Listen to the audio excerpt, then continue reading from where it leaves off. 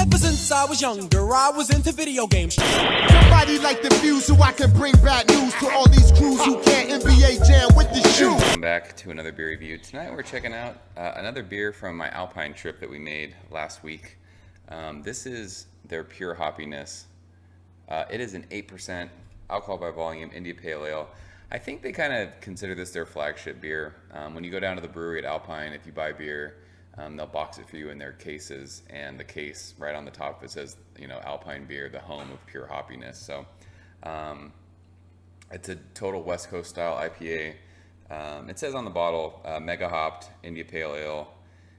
We use hops in the boil, more hops in the giant hop back, and then they dry hop it. So I mean, it's called Pure Hoppiness for a reason.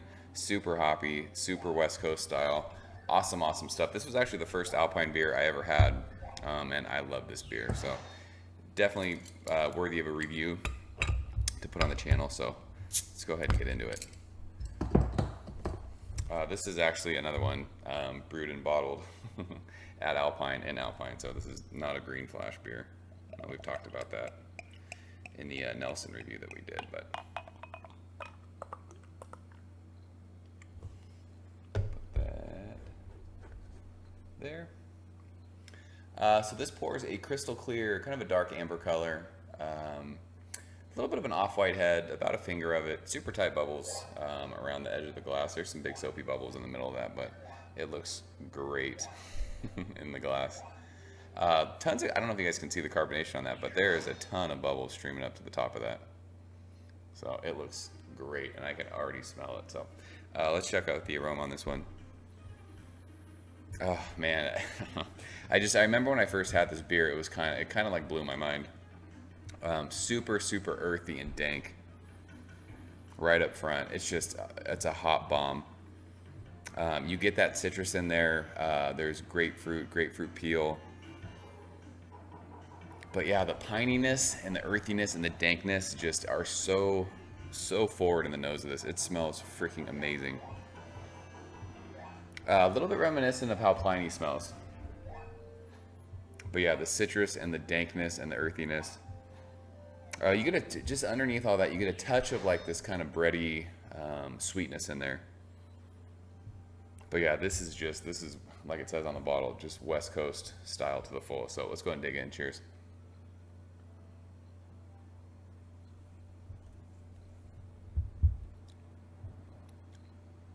That's so great.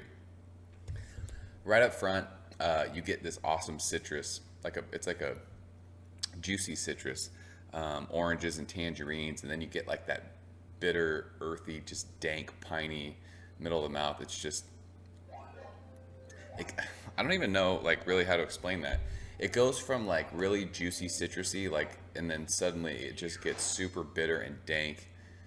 And awesome, really drying, and then on the back end you get like a little bit of like this bready kind of sweetness that just balances all this, like the crazy flavors together.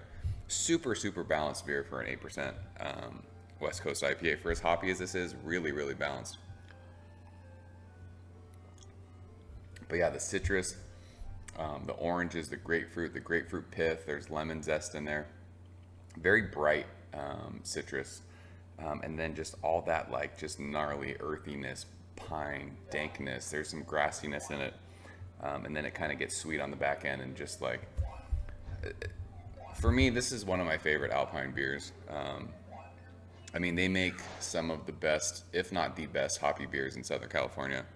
And this is no exception. This is so good.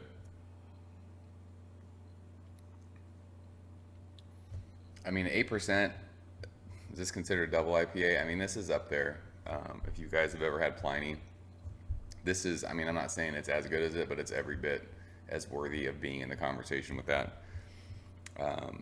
Just a crazy West Coast IPA, just super hoppy, super dank, super citrus forward, really good. Very easy drinking for 8%.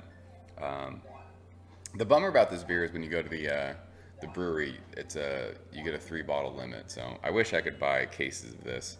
I would have it all the time. And where I'm at, Alpine, it's an hour and 10 minutes each way. So It's quite the trek just to grab 3 bottles of pure Hoppiness, but it's so good. Definitely seek this beer out if you've never had it. It's absolutely worthy of trading for. Oh, it's so great. As it warms up too, that bitterness kind of comes out a little. I don't know what the IBUs on this are, but that bitterness middle of the mouth that you get after the citrus, right before that kind of like awesome malty breadiness, kind of just wraps that all up into one. It's awesome. I absolutely love. This is West Coast style to the fullest. So on Beer Advocate, this gets a 97. Zero argument for me with that rating. So I definitely would give this a 97 as well. I think it's world class. One of the best hoppy beers, one of the best in the West Coast style of IPA. Alpine they absolutely are killing IPAs with pure Hoppiness, with Nelson, with Duet, all those. So this one's great. If you guys have never had it, definitely seek it out. It's absolutely worth trading for. So I'm gonna wrap this one up. As always, guys, thanks for watching. Thank you for the likes. Thank you for sharing. If you've ever had pure Hoppiness from Alpine, let me know what you think. I think it's incredible. Awesome stuff. So until next time, I'll see you guys later. Cheers.